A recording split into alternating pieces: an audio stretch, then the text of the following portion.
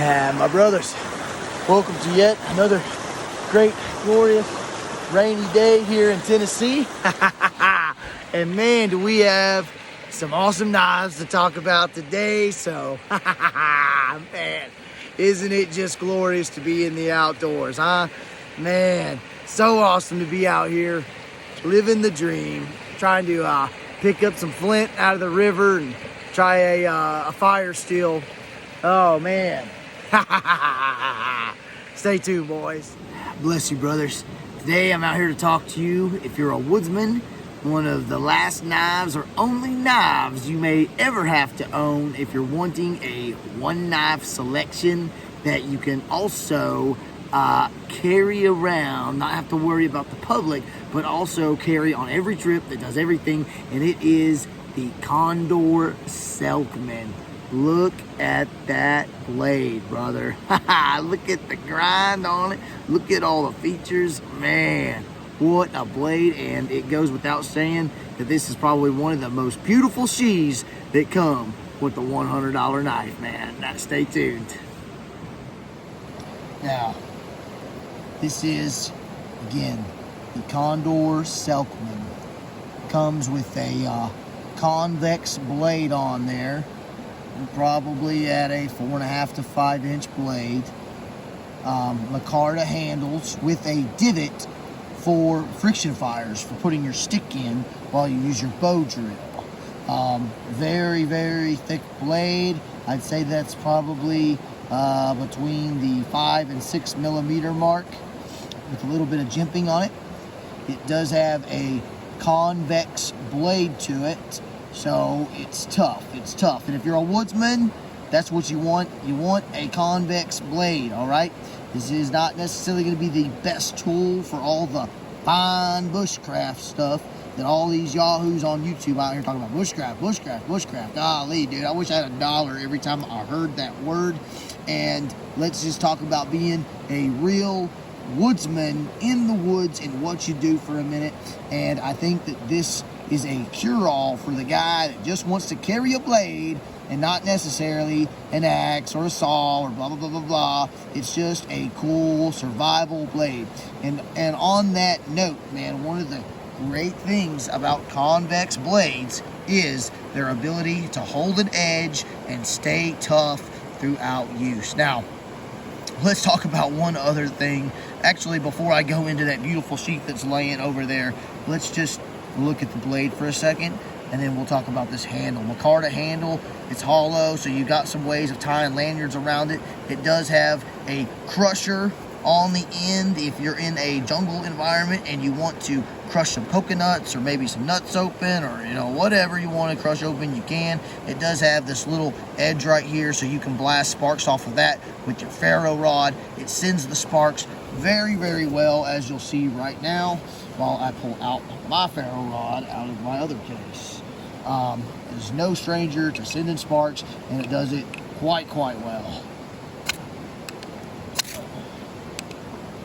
Easily so, right? And you can use it off of the blade too. The blade on the back is sharp enough to send sparks as well. As you can see, that one burns. So just an excellent knife for all around for getting your fire started. Now, take a look at this sheath. Is that magnificent or what, man? Wow, with a dangler, with the ferro rod holder, a pouch to put in a sharpening stone, fire starting gear, whatever it is you want. And it also comes with this very unique flint striker. I haven't seen one of those before. And you can actually use that on pieces of flint that you can dig out of the river. And man, talk about a knife that just really inspires you to get out here in the woods and do cool stuff with it, man. I saw just that goofy little flint striker right there has got me out here in the woods digging through the creek like a little schoolboy looking for pieces of flint so I can try it out and start some fires with it, man. Is that cool or what? What a beautiful blade. Man, yes, dude. Don't you love getting a knife that just makes you super freaking excited whenever you're getting ready to get out and use it? Now we're kind of just continuing on today. Now, when you're using a little bit of a shorter knife like this, you really want to use, you can chop a little bit with these shorter ones, certainly, to kind of get started. But I like to use what's known as the beaver chew method. It works really good with sharper blades, but essentially with a beaver chew, you're going to work all the way around it. And you're just gonna do small chunks on every side. Working your way towards the center and just making it smaller and smaller. You don't necessarily have to dig all the way around. Now on a sapling or something, you can start at the base so you don't trip.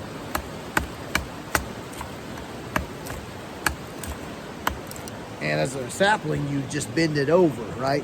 And you just carve a little bit on each side. But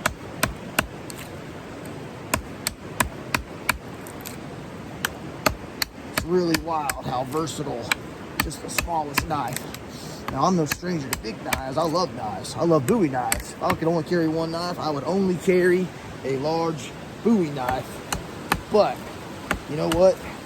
This thing really does do its part, does do its work in the woods, and I'm super excited about it. I don't know what it is about this little bitty blade that just gets me so excited about working in the woods, but man, so cool and functional. Functional. I can't wait to take this thing out into like a 1 or 2 day adventure and just have this and nothing else. Maybe it's the style of the blade, you know? Sometimes you just look at a knife and it really freaking inspires you to go and do stuff with it. And I love that in a blade. And man, I don't think I've been as excited about a blade like this as when I got my Condor Hudson Bay.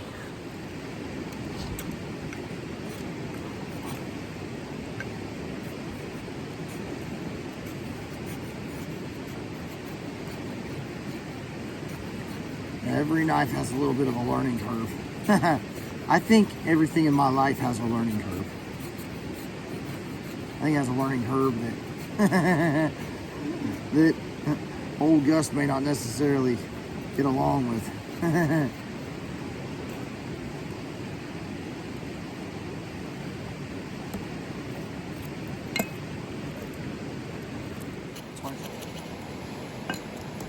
So,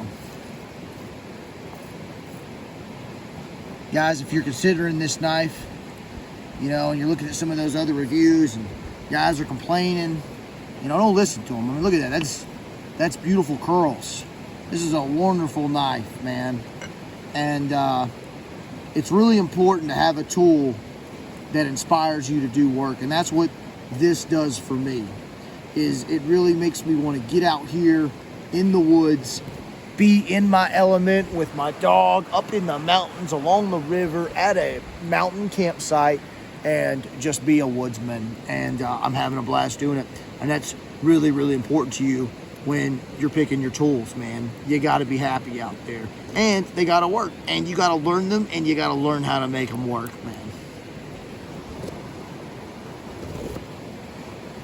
I had to move locations, guys, because my battery was dying. But, you know, I don't think it's any secret. We know that this knife, a full tang knife, can baton, right?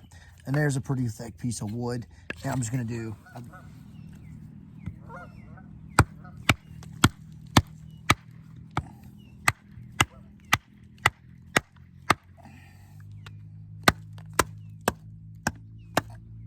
There you go, boys.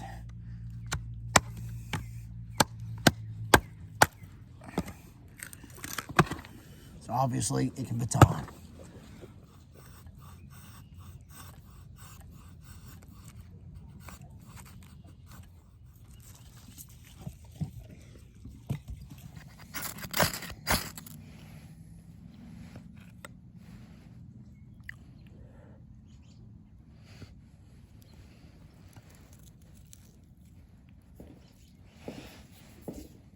Proceeded to sharpen my Selknam up a little bit, put a little bit of a slight bevel on it, and hone it with the leather.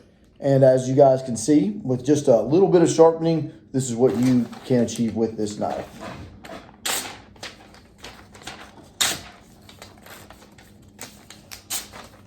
Razor sharp.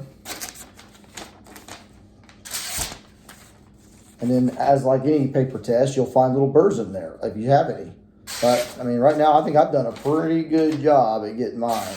I just found one little burr on the end of it there. Did you see where it caught? Let's see if I can find it again. Huh. Well, maybe, I don't know, maybe I was feeling things. Oh, there it is. Yep.